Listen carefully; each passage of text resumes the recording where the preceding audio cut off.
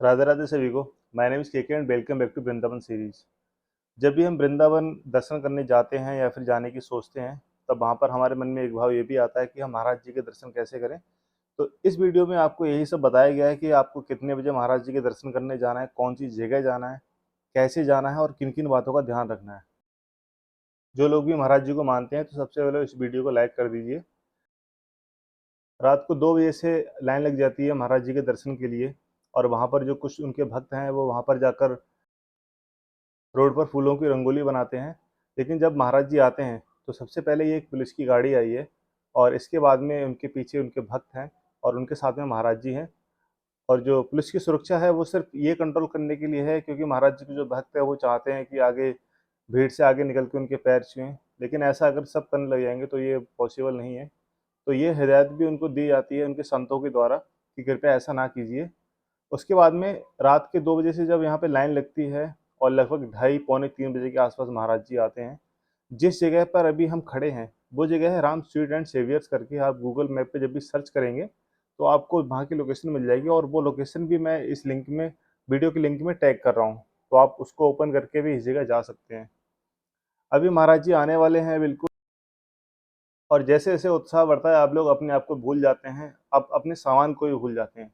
ये बात मैं आपको इसलिए बता रहा हूँ कि जो मेरे साथ हुआ वो आपके साथ ना हो। बताता हूँ क्या हुआ है। मैं भी एकदम जोश में था महाराज जी के दर्शन करने के लिए, और उसी दौरान किसी ने मेरा मोबाइल निकाल लिया। ये बात मुझे उस वक़्त पता नहीं चली बिल्कुल भी, ऐसा हो चुका है मेरे साथ। क्योंकि वृंदावन हम जाते तो भगवान के दर्शन करने हैं, और हमें ये नहीं पता होता कि ऐसे इस तरह के लोग भी वहाँ पर आते हैं कि जो चोरी और इस तरह के काम करने के लिए।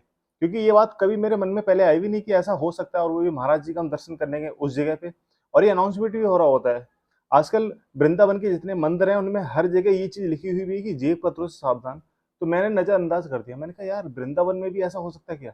लेकिन वो बिल्कुल सही इसीलिए लिखा गया है। उसके बाद में जब मेरा मोबाइल चोरी हो जाता है मुझे उस वक़्त बिल्कुल पता नहीं चलता है। ये बात मैं अभी आगे बताता हूँ कि आगे और मैंने क्या किया। तो अभी जब महाराज जी आते हैं और उसके बाद में जो जितने भी भक्त लोग हैं, वो उनका अभिवादन करते हैं, राधे-राधे कह के, महाराज जी की जय कह के। जैसे भी जिसका मन होता है उस तरह से अभिवादन करता है। और वहाँ पर ये इस तरह से जो संत हैं, वो ढोल नगाड़े बजाते हैं, आगे-आगे चलते हैं। महाराज जी सबके पास जाते हैं, वहाँ पर सबका अभिवादन स्वीकार करते-करते, क्योंकि उनको भी पता है कि लोग इतनी रात से यहाँ पर आए हुए हैं और उनके दर्शन करने के लिए। और कुछ लोग तो ऐसे भी होते हैं कि जो यहीं पे फुटपाथ पे इसके आस-पास में सो भी जाते हैं। वो चाहते हैं कि महाराज जी के दर्शन कहीं मिस ना हो जाएँ, जिस वजह से और एकदम आगे जगह मिले। तो मैं थोड़ा-सा दूर से आया, मुझे इसलिए जगह नहीं मिली थी क्योंकि मैं वृंदावन, पुराने वृंदावन में रुका था।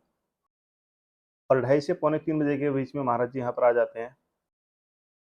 उनके साथ में जो उनके संत या भक्त चल रहे हैं ना, तो वो भी उनकी वीडियो शूट कर रहे हैं, जिससे कि वो उनका जो ऑफ़िशियल यूट्यूब चैनल है, उस पर वो अपलोड करते हैं। और उन्होंने लाइट भी ले रखी है, क्योंकि जो वीडियो की क्लैरिटी है वो थोड़ा-सा कम आती है, और जिससे जो क्या है कि अपनी लाइट जलाकर वो उसकी क्वालिटी को बढ़ा सकते हैं। क्योंकि यहाँ पर इतनी ज़्यादा वैसे लाइट नहीं है कि जिससे कि सब कुछ क्लियर दिख सके। तो यही एक क्षण होता है कि जहाँ पर हम, मतलब अब जैसे कि महाराज जी हमारे जैसे नज़दीक आए या किसी और के नज़दीक है, उस वक़्त वो सब कुछ भूल जाता है। मुझे भी बिल्कुल कुछ नहीं पता था उस समय। बस मुझे ऐसा लग रहा था कि महाराज जी को मैं और जितनी देर देख सकूँ। कैमरा मैंने साइड में करके वैसे रखा हुआ था। ये नहीं कि मैं उस वक़्त कैमरे में देख रहा था। उसी दौरान क्या होता है कि जब मोबाइल निकल जाता है और जब ये सीन पूरा हो जाता है, जब हम महाराज जी के दर्शन कर चुके होते हैं और जब मेरा हाथ पॉकेट में जाता है, तब मुझे लगता है यार, यहाँ नहीं होना चाहिए था ये। थोड़ा-सा मैं परेशान होता हूँ, लेकिन फिर मुझे लगता है कि नहीं यार, ठाकुर जी के यहाँ पर ऐसा हुआ तो ठाकुर जी ने कुछ मेरे लिए और सोच के रखा होगा, कुछ और इससे बड़ा देंगे, शायद जिसकी वजह से उन्होंने कुछ थोड़ा-सा मुझसे लिया। ये बात मैंने एक रिक्शा वाले के साथ में शेयर की। वो भी संत हैं, वहाँ पर ऐसे कई संत हैं कि जो रिक्शा भी चलाते हैं और भक्ति भी करते हैं, क्योंकि थोड़ा-सा उनको लगता है कि उससे भी कमाई हो जाए। तो जो माला भी जपते हैं और इस तरह से रिक्शा भी चलाते हैं। उनको मैंने बताया तो उन्होंने मुझसे यही कहा कि भैया, तुम्हारा मोबाइल चोरी हुआ ना, उसकी कोई बात नहीं है। ठाकुर जी की कृपा है तुम पे कि उन्होंने तुम्हें बहुत सस्ते में इस तरह से, और कुछ बहुत बड़ा तुम्हें मिलने वाला है, तो इसलिए आप बिल्कुल टेंशन मत लो।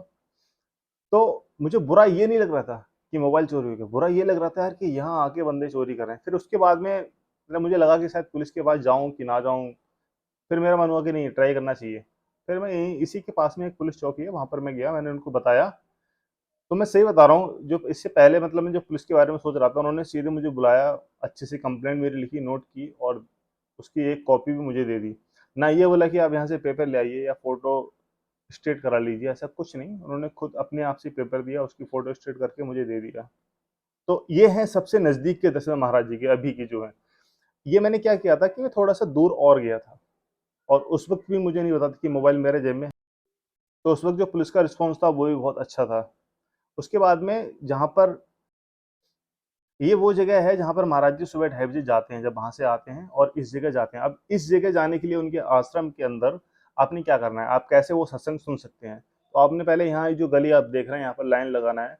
लाइन तो कितने बजे लगती है, वो तो अलग ही टाइमिंग है, लेकिन पौने 6 बजे के आस-पास वो टोकन देना शुरू करते हैं। जो लोग यहाँ आ जाते हैं, पहले जो आगे रहते हैं, उनको टोकन मिल पाता है और वो अंदर जाके दर्शन कर पाते हैं। फिर एक क्वेश्चन ये था कि जो एकांतिक वार्तालाप में जाते हैं, वो कैसे आते हैं? उनके बारे में उन्होंने बताया कि जिनके प्रश्न सुने जाते हैं, अगर प्रश्न ऐसे हैं कि जो सबको आगे फ़ायदा दें, तो वो उन लोगों को अंदर लेके जाया जाता है।